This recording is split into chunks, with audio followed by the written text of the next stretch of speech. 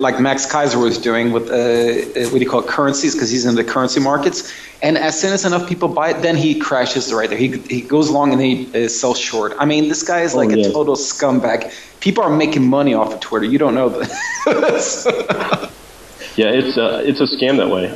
I think if anybody who's got some kind of position in the media and they promote something big time, they have a lot of opportunity to just cut short and sell. And where other people are believing that they need to bid it up and get on board and things like that, these guys will just cut their legs out and short sell on them, and it's pretty sick. It's all over. It's like they used to do in chat rooms. I'm sure they're doing the same thing today with Twitter and all that thing. Twitter's much worse, dude. I mean, if you only knew, if you ever want to know how the, I mean, like, always make jokes about like people who work at stockbrokers or like scumbags. Go read their twits. They are so, like, I'm not talking about the financial stuff. They talk about stuff in their personal life. They are so disgusting, dude. I mean, you have like you have no idea, man. It's really, these people are like, you have to be a pure criminal to be like into like this financial transactions and stuff. Okay, moving on from Twitter, as you said, call to arm, get on Twitter, get on the book face and start posting links. Don't forget 9/11. Don't forget what we've learned over the last 10 years. I know a lot of you are tired. You need to, I stacked off for since that other guy tried to kill me. But energy levels are back up, and I need to get in there and back in the fight, which I'm doing again. Here we're back doing the shows. Hopefully get them more constant. I've had family and holidays and stuff, so the last couple of weeks have been difficult. But at least get one show out. I see Scorpio has a new show out for the month. Come and check that out in the forums, theinfounderground.com. Anyone else that has posted anything decent, come and post on our site, except you know who. Don't post as garbage. And so, anyway, moving on. Big weekend, this European finances. We keep seem to be swinging away from problems in the US and problems back into Europe, and the problem then is Greece and whatever. So this week we have Dexia Bank, Belgian and French-owned bank, and Luxembourg are involved in it, going under, and there's no plan again this weekend, which we didn't do. We're going to have a plan Wednesday or Thursday, and then it was said, well, it'll probably be Friday. Now we're going to have a meeting on Saturday and Sunday, and there's going to be another plan of a plan. We have Greece, absolutely, no more austerity. You can't drain any more out of them. Yet I'm reading a story yesterday where the Greeks have just bought 400 tanks, I forget the name of the tanks, well-known tanks from the US. So we're talking several hundreds of millions, if not a billion. And, Greek people are out in the streets. We have riots in Spain. We've had them. We had some, unrest in the UK. Not much hope that they're going to save the euro or keep it in some form or other, which saves the dollar for the moment. When do you think European people, Joe, are going to wake up and say, listen, the biggest problem is the Federal Reserve. They were the one that bailed out everyone, all the foreign banks, $16 trillion in 2008. These are the people that are behind this fractional reserve banking system. When do you think are the Europeans going to rise up, which I think they will, and be totally guided by Zionism? Well, as me and you both are in continental Europe, which is completely different from the UK and Ireland.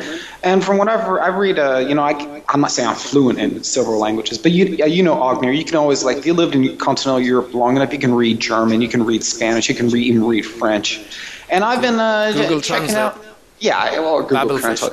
But you know what I mean. And like, what I've noticed is like, they've been following the same trends here in Sweden, that a lot of these governments in Europe are now taken over by like these conservative Zionist types, and they're getting their asses kicked all over the place. And like, the socialist parties are making a big comeback right now, and specifically, again, Twitter. You look in Twitter. If you look at what the Europeans are tweeting about, they're naming the bankers. They're always talking about the bankers all the time.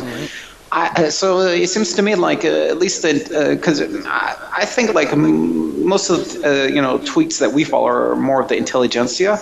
The intelligentsia, European intelligentsia, are onto the bankers, and they're not afraid to say it anymore. So even when I talk to people on the street, because people are saying like, this financial business is nonsense, and I'm not going to pay. They specifically say this: I'm not going to pay for it, just like the Americans are doing right now. Crack Smoking Republican, what is your, as an American, how do you, how are you seeing Europe? Obviously, you're not going by the Jewish propaganda TV channels, and you independently read.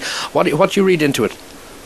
Well, it's really interesting, and it's kind of sad in a sense.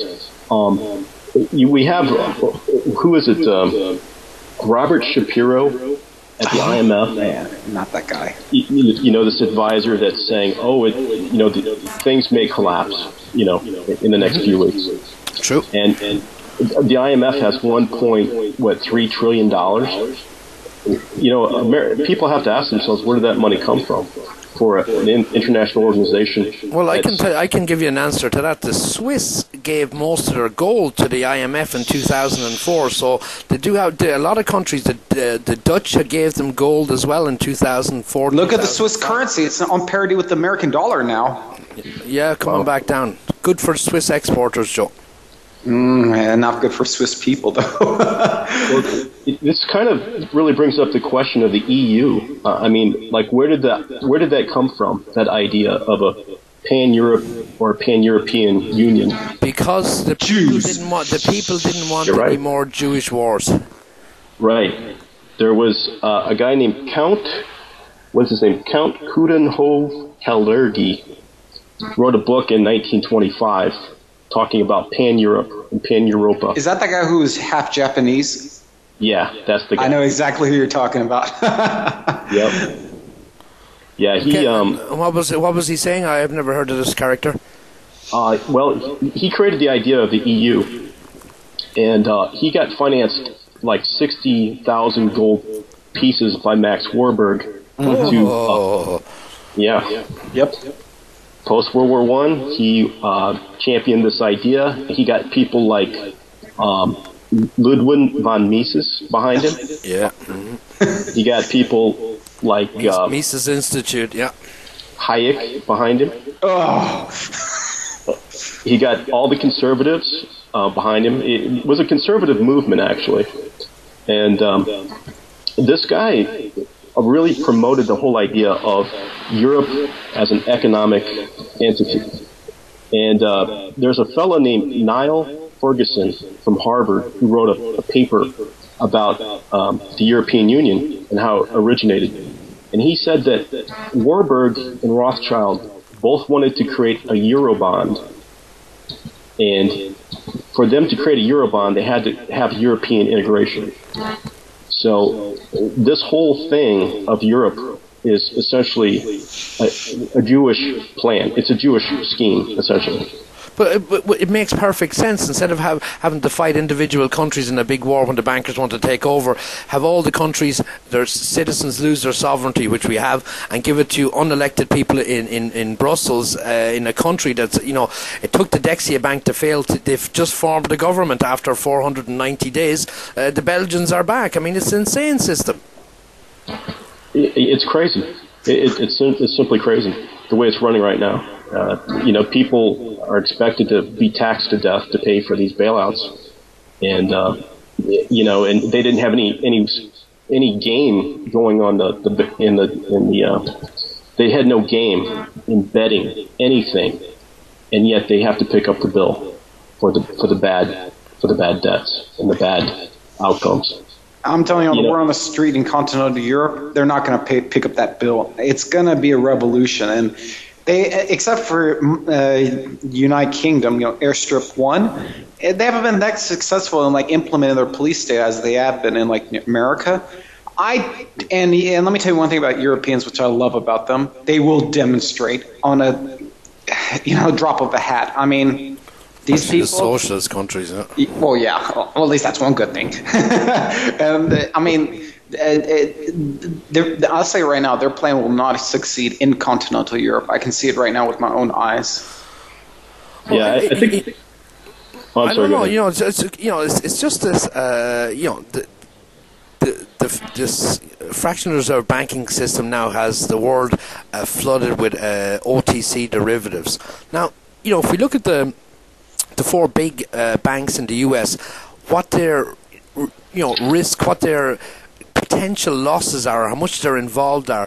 JP Morgan, $78.1 trillion. Citibank, $56.1 trillion, OTC derivatives. Bank of America, $53.15. Goldman Sachs, $47.7 trillion. I mean, that's, each of these banks has the total value of the entire globe for a year in possible losses, and that's a paradox.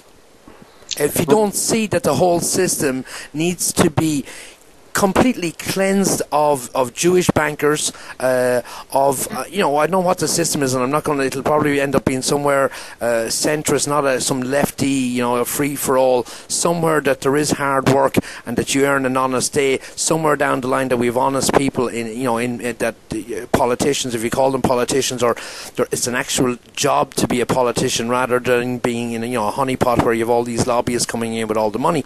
The world where anything could start anything at this stage, and what I think will happen is they'll start a war somewhere in Europe, some yes. minor incident before the derivatives blow up, because that way, if we go to war, make it a world war, involve Turkey, involve Israel, and I'm very sceptical of Turkey and all Erdogan's hard words against Israel, and naming all the Israeli soldiers that were involved in the flotilla massacre and stuff like that. I'm very wary of them. We're back to pre-1914, where a small incident reported 4 or 5 weeks later brought us into World War I. Well, little clarifications. OTC means over the counter, which means these derivatives are so criminal that they're not going through, let's say, a common organization. Rather, the issuer, the bank itself, is selling these, or the corporation. And one more thing, if you remember what the French President Mitterrand called derivatives. Yeah, I don't know how to say in French, but he called them financial aids. And this was like 20 years ago, so it already tells you how. And it was also, I got to point one thing a little more about history. It was derivatives specifically that caused the infamous American crash around the 1980s, and we're seeing the same effects again. Mm-hmm. But these derivatives, Joel, I'll clear it. Just anyone that's listened to us for the first time, never watched Zero Hedge or listened to us before. Some municipality want to build a waterworks and they need $100 million. They go to the banks and say, listen, can you organise some sort of bond? We'll pay 8% over 15 years and we'll get $100 million. The banks get this done to make profit everywhere, and then as soon as they give the people the $100 million or $100 billion, whatever it is, they bet 50 times, we don't even know, 100 times more against them that they won't be able to pay back. They take insurance. But they can take insurance, we don't know who they're betting with, and all on the original sum, say, of 100 million, we don't know how many people out there have taken bets on that particular loan. Now, the bankers